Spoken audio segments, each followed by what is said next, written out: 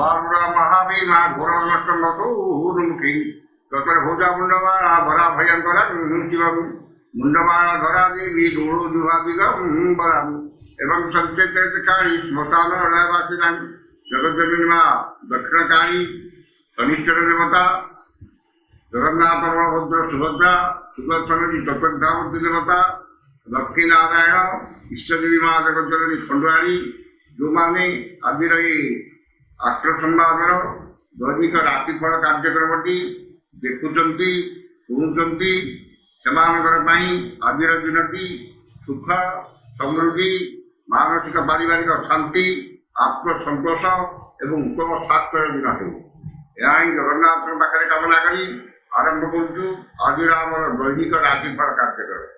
जय जगन्नाथ।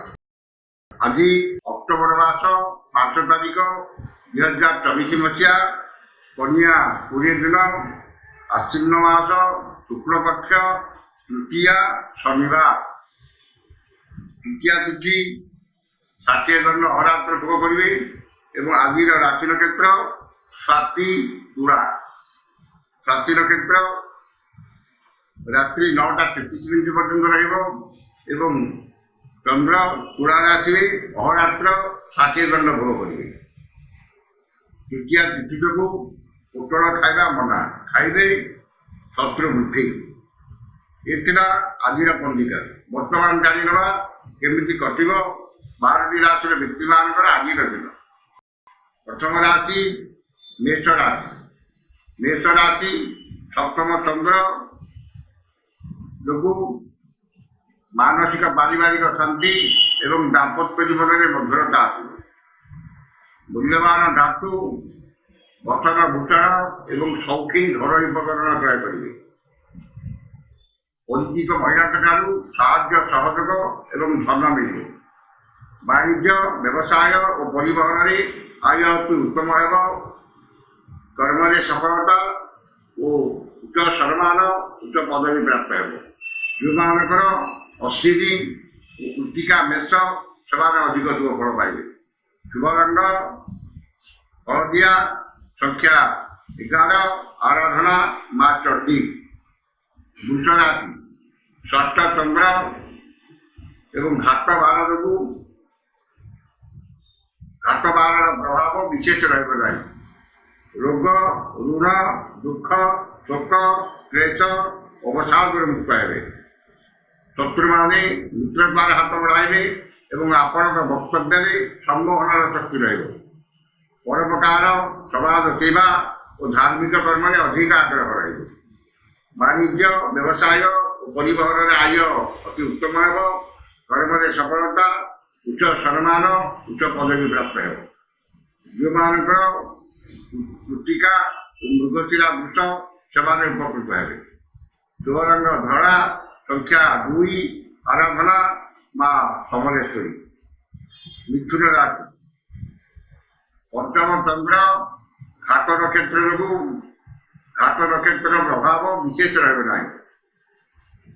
दश सम्मान सामाजिक प्रतिष्ठा वृद्धि पाइब समस्त श्रद्धार पात्र हे। विद्या बुद्धि ज्ञान गारिमा प्रत्युत्पन्न भक्ति दूरदृष्टि धी शक्ति स्मरण शक्तिर विकास घटव संतान माने आज्ञाधीन हे। पितामाता कृपा एवं पैतृक संपत्ति को नहीं विवादर समाधान हो। वाणिज्य व्यवसाय और परिवहन में आय अति उत्तम हो। कर्म में सफलता सम्मान और सहकर्मी सहयोग प्राप्त कर। जो मानकर मृगशिरा और पुनर्वसु मिथुन से सुफल पाइबे। शुभ रंग मेरून संख्या 4 आराधना माँ त्रिपुर सुंदरी। कर्कट राशि चतुर्थ चंद्र शनि 12 एवं राहु नक्षत्र भोग होथिबारु वाद विवाद स्वास्थ्य आर्थिक कारोबार एवं जानवाहन आरोहण काल में सतर्कता अवलंबन करेंगे। धन क्षति मानसिक अस्थिरता परिवार में मनमालिन्य एवं शारीरिक पीड़ा भोगी पारती। मूल्यवान पदार्थ नष्ट कि हजि जापे एवं माजी मकदमार पड़ पार। ବାଣିଜ୍ୟ ବ୍ୟବସାୟ ଓ ପରିବହନରେ କ୍ଷତି ପହଞ୍ଚିବ। କର୍ମରେ ବିଫଳତା ଓ ସହକର୍ମୀଙ୍କର ଉପହାସ ପ୍ରାପ୍ତ ହେବେ। ଯେଉଁମାନଙ୍କର ପୁନର୍ବସୁ ଓ ପୁଷ୍ୟା କର୍କଟ ସେମାନେ ସତର୍କତା ଅବଲମ୍ବନ କରିବେ। ଶୁଭ ରଙ୍ଗ ଧଳା, ସଂଖ୍ୟା 1, ଆରାଧନା ମା ଭୁବନେଶ୍ୱରୀ। ସିଂହ ରାଶି, ତୃତୀୟ ଚନ୍ଦ୍ର, ତୃତୀୟା ତିଥି ଓ ଘାତବାର ଯୋଗୁଁ ଘାତବାରର ପ୍ରଭାବ ରହିବ ନାହିଁ। ମନରେ ଉତ୍ସାହ ଉଦ୍ଦୀପନା, ପରିବାରରେ ସୁଖ ଶାନ୍ତି ଏବଂ ଭାଇ ଭଉଣୀଙ୍କ ସାହାଯ୍ୟ ସହଯୋଗ ମିଳିବ। ସୁଖବର ସୁସମ୍ବାଦ ମିଳିବ ଏବଂ ସମସ୍ତ କର୍ମରେ ସୁଚିନ୍ତିତ ପଦକ୍ଷେପ ନେବେ। ବାଣିଜ୍ୟ ବ୍ୟବସାୟ ଓ ପରିବହନରେ ଆୟ ଅତି ଉତ୍ତମ ହେବ। କର୍ମରେ ସଫଳତା ଏବଂ ନୂତନ କର୍ମାରମ୍ଭର ସୁଯୋଗ ମିଳିବ। ଶୁଭ ରଙ୍ଗ ଯେଉଁମାନଙ୍କର ମଘା ଓ ଉତ୍ତରା ଫାଲ୍ଗୁନୀ ସିଂହ ସେମାନେ ଉପକୃତ ହେବେ। ଶୁଭ ରଙ୍ଗ ଗୋଲାପୀ, ସଂଖ୍ୟା 6, ଆରାଧନା ପ୍ରଭୁ ଶ୍ରୀ ଜଗନ୍ନାଥ। କନ୍ୟା ରାଶି, ଦ୍ୱିତୀୟ ଚନ୍ଦ୍ର ଓ ଘାତବାର ଯୋଗୁଁ ସମସ୍ତ କର୍ମରେ ଶୁଭଫଳ ମିଳିଲେ ମଧ୍ୟ ମନ ଅସ୍ଥିର, ବିଷାଦଗ୍ରସ୍ତ ଓ ଚାପଗ୍ରସ୍ତ ରହିବ। ଧନ ପ୍ରତି ମନରେ ଦୁର୍ବଳତା ପ୍ରକାଶ ପାଇବ ଏବଂ ଧନ ଓ ଆୟ ଯେତେ ବଢ଼ିଲେ ମଧ୍ୟ ମନରେ ଆତ୍ମସନ୍ତୋଷ ଏବଂ ଆତ୍ମତୃପ୍ତି ମିଳିବ ନାହିଁ। ଅନ୍ୟକୁ ଦେଇଥିବା ଧନ, ମୃତ ଧନ ଓ ବକେୟା ଧନ ପ୍ରାପ୍ତ କରିବେ। ବାଣିଜ୍ୟ ବ୍ୟବସାୟ ଓ ପରିବହନରେ ଆୟ ଅତି ଉତ୍ତମ ହେବ। କର୍ମରେ ସଫଳତା ମିଳିଲେ ମଧ୍ୟ ଘାତ ବାର ଏବଂ ଦ୍ୱିତୀୟ ଚନ୍ଦ୍ର ହେତୁ ଆତ୍ମସନ୍ତୋଷ ଏବଂ ଆତ୍ମତୃପ୍ତି ମିଳିବ ନାହିଁ। ଯେଉଁମାନଙ୍କର ଉତ୍ତରା ଫାଲ୍ଗୁନୀ ଓ ଚିତ୍ରା କନ୍ୟା ସେମାନେ ଅଧିକ ଶୁଭଫଳ ପାଇବେ।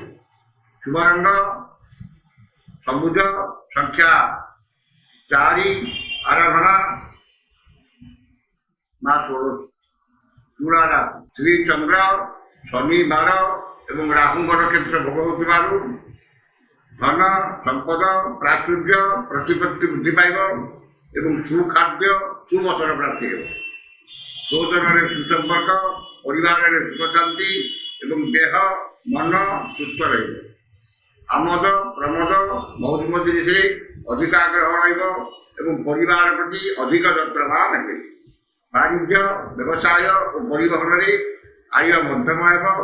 କର୍ମରେ ଆଶାଠାରୁ ଅଧିକ ସଫଳତା ଏବଂ ସମସ୍ତଙ୍କର ପ୍ରଶଂସାର ପ୍ରାପ୍ତ ହେବେ। ଯେଉଁମାନଙ୍କର ଚିତ୍ରା ଓ ବିଶାଖା ତୁଳା ସେମାନେ ଉପକୃତ ହେବେ।